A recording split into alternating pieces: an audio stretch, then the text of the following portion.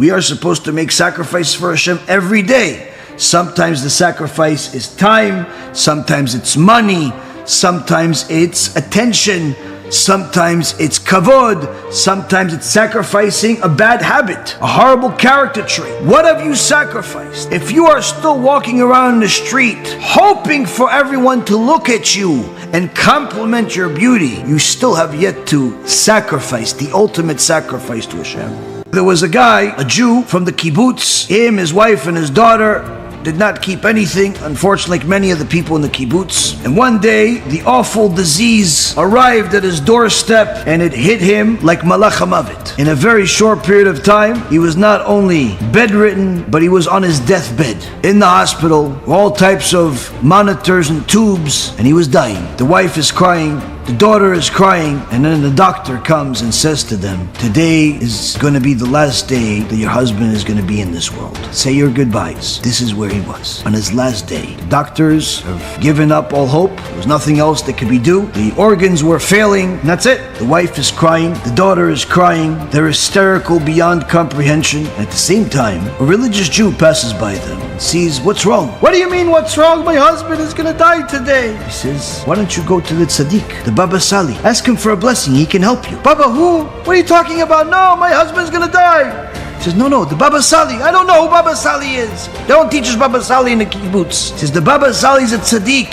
He can help you. No, I don't believe in those things. We don't believe in such things. Somebody told us to keep Shabbat. And we've been keeping Shabbat. We don't do anything. We're just in the hospital, but nothing changed. He says, go to the Baba Sali. He can help you. Initially, they refused, and then this Jew did them a biggest chesed of their life. He says, you know what? I'm going to take you. But he's going to die today.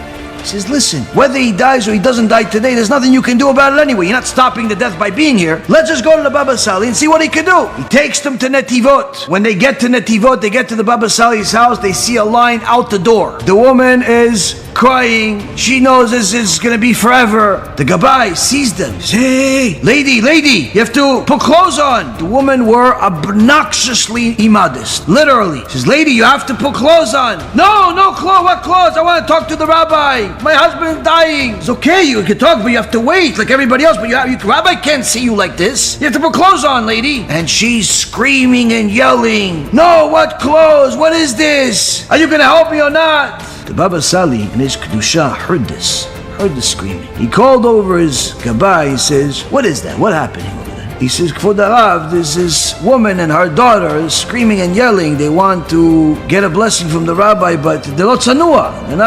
They're not mothers. Bechlal, rabbi, you can't come in here. He says, okay, you turn me around so I can look at the wall. I can't see them. And you bring them in. So that's what the Gabai did. He turned the rabbi around. The rabbi was looking at the wall, so he can't see these not modest women. And the women come in and they start crying and they start telling them how the husband is dying and that today's his last day. And the Baba Sali says to them, you want him to live? Yeah, of course, Rabbi. If you go and you take on, you and your daughter, 100% tzniut, 100% modesty. Right now, I promise you that your husband will not only live, he will walk out of the hospital today perfectly healthy. Promise? Can anybody even imagine such a promise? The doctors are saying he's going to die any minute. The rabbi is saying he's going to walk out of the hospital perfectly healthy. Why? Put some clothes on. The woman says, no, but Rabbi, but is there something? We keep Shabbat. We started keeping Shabbat and nothing is happening. He said, no. If you do what I say, you take on 100% modesty, we have a deal. You and your daughter. No modesty, no deal. Agree or no? We don't have much time. She says, okay, fine, we'll do it. Go to the market now. You and your daughter, go buy modest clothes and come back here. Mitpachat for your head, cover, head to toe. Only thing you can see is face, your hands. That's it. Covered. None of these tight dresses, modest. Now, we don't have much time. The woman and her daughter and their friend took them over there right to the market. They went to the shuk over there, they bought some clothes, they came back. Fully dressed woman from the kibbutz covering her hair, like a tzadikah, like Sarai Menu. The daughter is covered like she's been going to Bet Yaakov seminary her whole life. They're both covered head to toe. They're both tzadikot, kdoshot. You couldn't tell that just an hour ago they were from the kibbutz, walking around like Hashem just created them as babies. Now the Baba Sali says, now I want you to go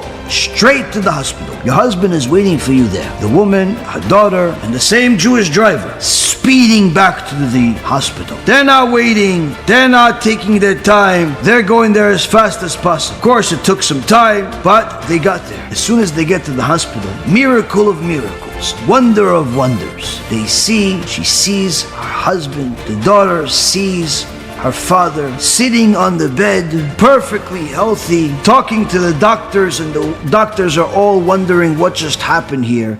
This guy is disconnected from the tubes. He's completely healthy. He's smiling. Initially, the husband couldn't recognize these two women until he realized it's his wife and daughter. He started yelling at her. What are you doing? What is this? I wake up and you look like some old lady. Get this clothes off of you. The woman says, no. And she starts crying. Blessed is the one that resurrects the dead. He says, take it off. Take off this clothes. No, we're going home. She goes, I'm not taking it off. I'm going to stay like this. She goes, why? Why are you doing this? She says, the Baba Sali, the tzaddik told me I have to do this. He goes, who? Baba Sali. He goes, no, we don't follow those things, those fanatics. She says, now we do. She says, no, I'm going to go talk to him. She says, okay, let's go now. Okay. They all go. The husband leaves the hospital. The wife, the daughter, the same driver. That Jewish guy had a ride of his life that. They're all back in the car, back to Netivot. The Baba Sali is waiting for them. Apparently, he knew they're coming. As soon as they come in, skipping all the lines, go straight to the rabbi. This time the rabbi doesn't have to look at the wall. The husband comes in and says, listen, Rabbi, listen, I respect you, thank you very much, but this is not for us. This is not for us. We're from the kibbutz. We didn't grow up this way. We don't keep things. If we go back to the kibbutz, my wife and daughter look like this, people are going to make fun of us. They're going to make fun of us. They're a problem for me. No, you have to cancel. Cancel the deal. Cancel. The Baba Sali says to him, dear Jew, Yehudi Akar, there's no such thing as me canceling the deal, but you can. You can cancel the deal if you want. But before you decide whether to cancel it or not, why don't you ask your wife what she dreamt about on the way from here to the hospital after she wore the modest clothes she drove from here to the hospital. It took a while to get there. She fell asleep in the car while the driver was driving. Ask her, what did she dream about? As soon as the wife heard this, she started shaking and tears are falling down her cheeks. The husband says, what happened? I didn't know the dream. Well, what did you dream? What is this dream? She says to him, the rabbi knows because he was there in the dream. What dream? I fell asleep in the car and I was brought up to the Beit Din of Shamayim, the Jewish court of heaven, and they were deciding on your life. And they said, this man is a rasha, wicked, he violates Shabbat, doesn't keep mitzvot. His wife and daughter walk around not modest, no tarat mishpacha, death penalty. And I was crying. I said, please help me. Then all of a sudden, the Baba Sali came and he said, honorable rabbis, I'm here for this case and I request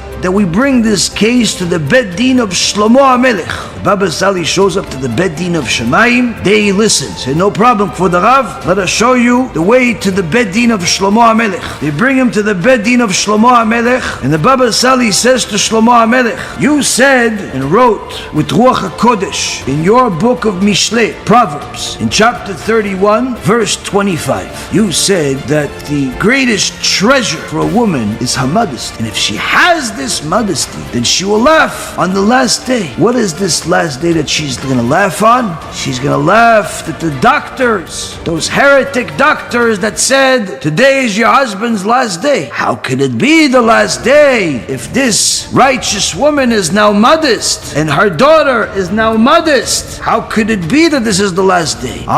She will laugh that they said it's the last day because it's not the last day. Shlomo HaMelech says, I accept your chidush and I judge this man l'chaim, to life. And at that moment, you came back to life. Now you decide if you want to live, the woman that's your wife, the woman that's your daughter, have to continue being modest because that's the blessing. But if you don't want it, no problem, no modesty. And instead of her laughing, doctor says it's the last day, and it's not, she'll be crying because it does become the last day. You choose. The man chose wisely, and his wife became a rebbitzin that was as stringent as can be when it came to modesty because she knew that if she even slowed down on modesty a little bit, if the elbow all of a sudden she started showing, if all of a sudden instead of a mitpachat it became some wig longer than the exile, instead of being attractive to her husband she started becoming attracting to the people in the streets, her husband's life was on the line. She became one to help other women do tshuva, to understand what judgment is, but to also understand the mercy that's available for those that choose wisely. She sacrificed the kumas. She sacrificed Rabotai Karim de Machoch. She sacrificed the mirror. And HaKadosh Baruch Hu used it to build the kior. HaKadosh Baruch Hu used it to build his house and her home. And he could do the same thing with yours. The question is, what are you willing to sacrifice for Hashem?